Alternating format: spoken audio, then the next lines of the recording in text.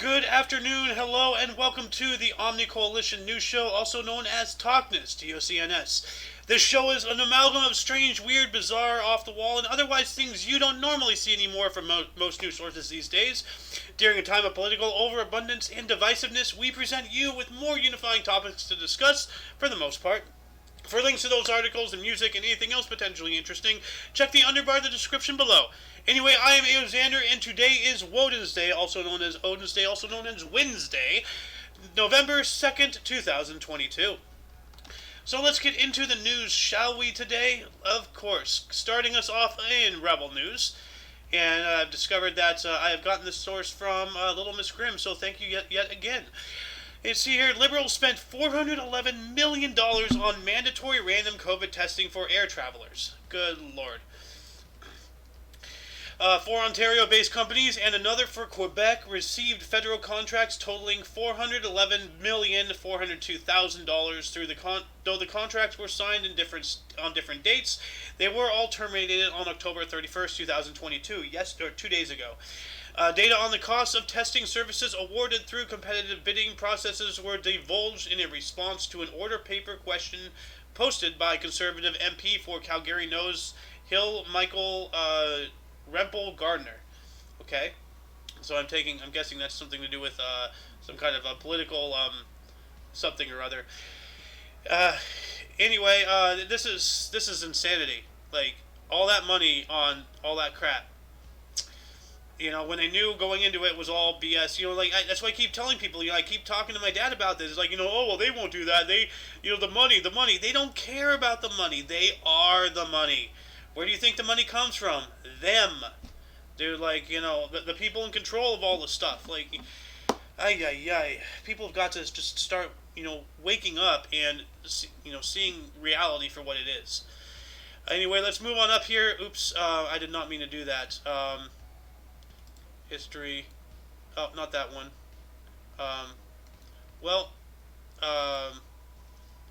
Okay. I guess that one's lost now. Anyway, moving on, more from Rebel News. Anne Hathaway suggested that abortion can be another word for mercy. What? Anne Hathaway, most famous for her role in The Devil Wears Prada, took to The View to advocate for the right for women to have abortions. Here we go. You know what? I'm not even going to read the rest of this. This is just going to be stupid and going to piss me off. So if you want, I'm going to start adding these links into the underbar in the description right now because I forgot to do that. Anyway, let's see here. Let's move on up here. More from Rebel News. Johns Hopkins University recorded alarming increase in violent crime around campus. Oh, what a surprise. Johns Hopkins University has recorded a sharp increase in serious violent crimes near its campuses in Baltimore. The university, which stands as the oldest research university in the United States, recorded 6 armed robberies at its Hollywood campus and 1 near its Peabody campus. 2 of the incidents were recorded as abduction attempts. The alarming incidents occurred between October 6th and October 27th, said Branville Barr, the university's vice president of public safety, in a letter to the school community. Quote, "These acts of violence tear at the fabric of our community, and the university is working to support the victims, increase our public safety presence in the area, and assist the Baltimore Police Department in its investigations, which are ongoing," end quote. Brad had wrote, noting that 2 members of the Johns Hopkins community fell victim to especially brazen and disturbing incidents. Well, this is what happens when you have gun-free zones. This is what happens when you defund the police. This is what happens when you push more extremist, far leftist, radical ideologies, into people. This is what happens, when you have the mental process of, if you're not with me, you're against me, and if you're against me, I have to act against you violently. Look at all the mostly peaceful protests. Look at everything involving any confrontation between the left and the right. I wouldn't even say anything even starts from the right. Maybe 1 or 2, but the overwhelming majority, if not all, of confrontation always starts from the left because they are unwilling to even comprehend the aspect that the world is not what they think it is, and anybody who says otherwise against their belief, no, they have to be canceled. They have to be gone after. They have to be ridiculed and pariahed and run off the streets. If you stop with all this leftist insanity, then things will get a lot more peaceful. I tell you that much. I guarantee you that much. So, let's add this into the underbar here. Let's move on up here. More from Rebel News. Ontario woman arrested for protesting outside drag queen event involving children at church. Good God Almighty! Here we go again. This lady, was she the one who got arrested? On last night's episode of the Ezra Levette Show, guest host David Menzies examined the story of a woman who was recently arrested in Gravenhurst, Ontario, for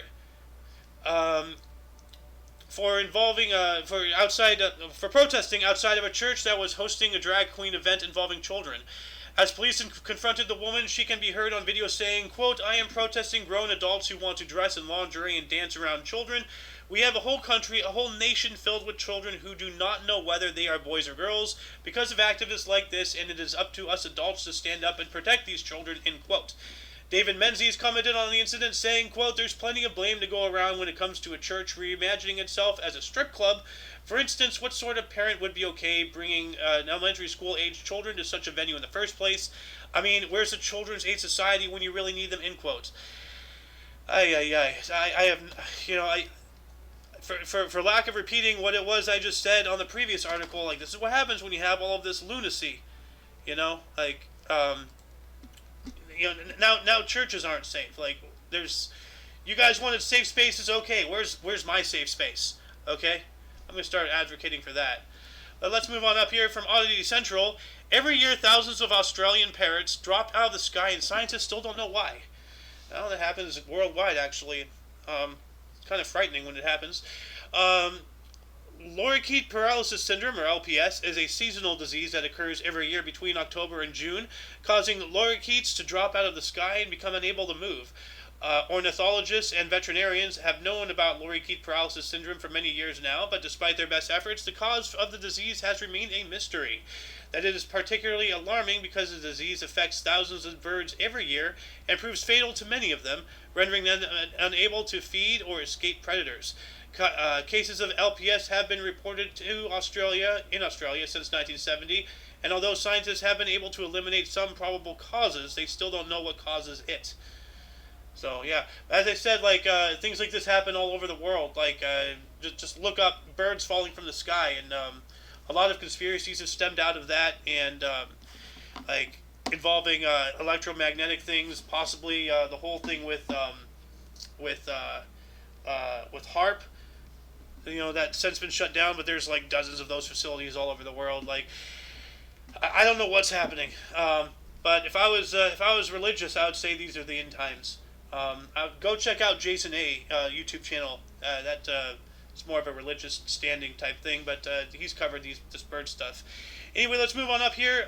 More from Oddity Central. Brazil's loyalty inspectors will hit on clients' husbands to test their faithfulness. This sounds like Troll Trace from South Park. A new online profession is making news headlines in Brazil. Attractive women will attempt to seduce clients' husbands and then provide proof of their faithfulness. Brazilian loyalty inspectors have become very popular on social networks like TikTok and Instagram. They are usually young, attractive women who charge between 20 reals, $4, and 150 reals, $30, to test men's loyalty to their wives or girlfriends online, and then provide proof to their clients. Testing usually involves sliding into their target's DMs, approaching them on WhatsApp, or simply pretending to have obtained their contacts from a mutual acquaintance. They take screenshots of conversations with their marks, any photos that they send, and then send them all to their partners as proof of their loyalty or lack thereof. Well, this sounds like a setup. If you're going to put the bait out there and try to give them a reason to do that, then what do you expect? And why aren't they doing this for the men who believe in fidelity in their women? Why is this all targeted at men? That's very sexist. Disgusting. Absolutely disgusting. This is just awful, and whoever's behind this needs to be no longer allowed to do this shit. This is ridiculous. So, and let's see here. More from Oddity Central. Elderly lioness grows mane, baffles zookeepers, and this is not supposed to happen. An 18-year-old lioness has baffled staff at the zoo in Kansas after growing an awkward teenage mane after the pride's last male lion passed away. Sounds like it's transitioning.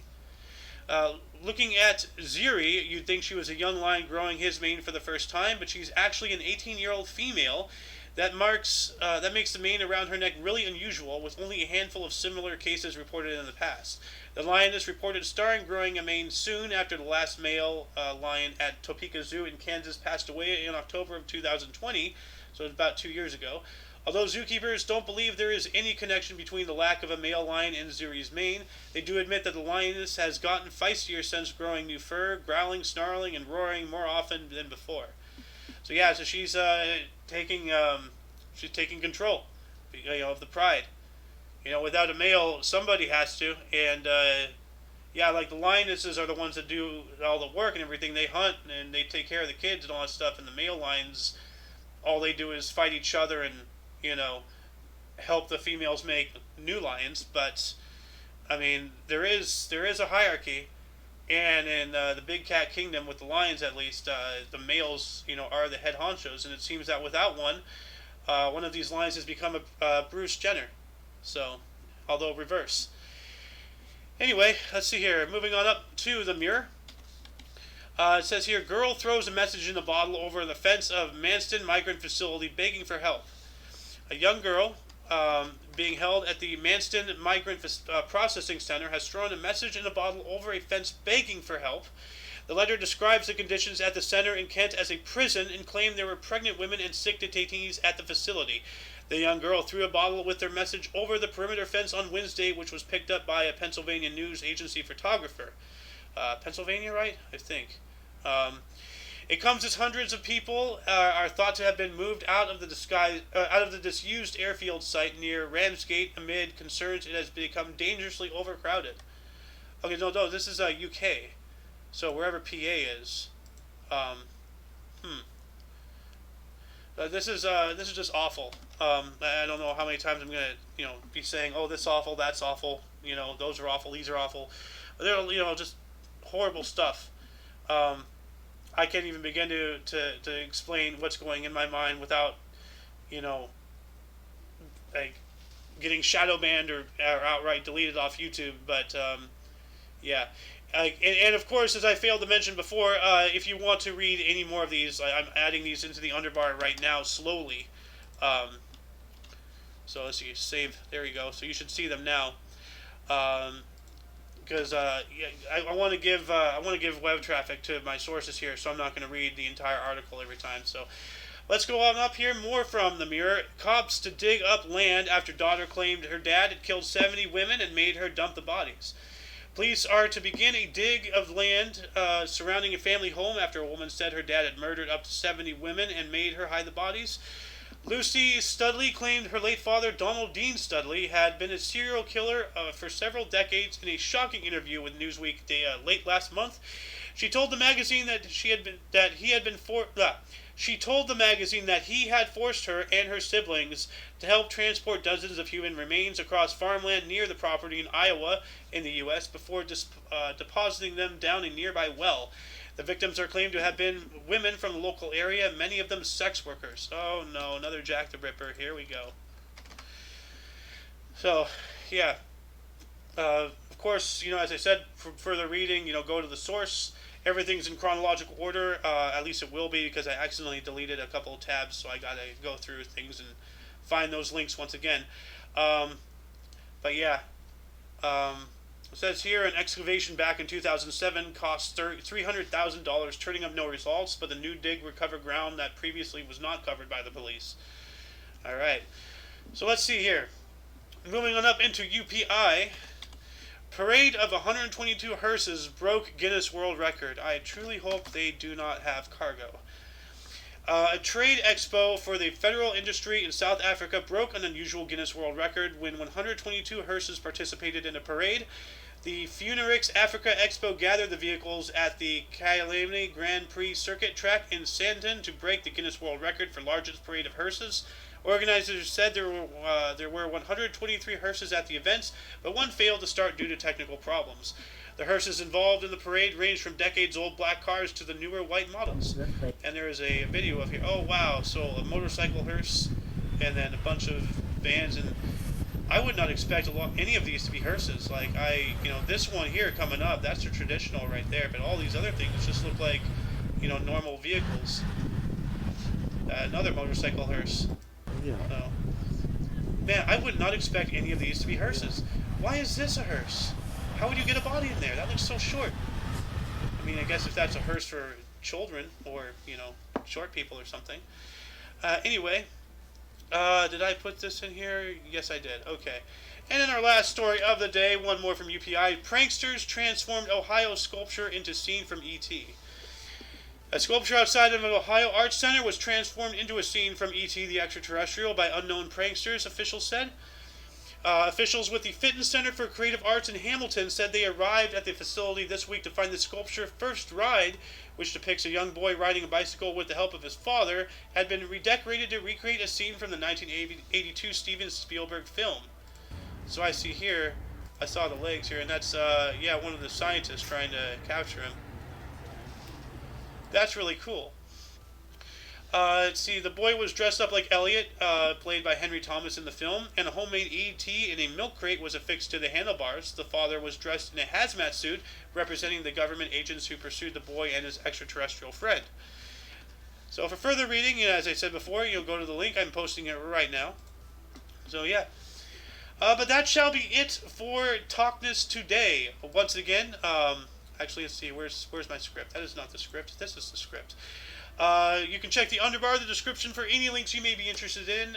For your dose of different, odd, and otherwise unknown news, we stream Monday, Wednesday, and Friday at 2 p.m. Pacific Time.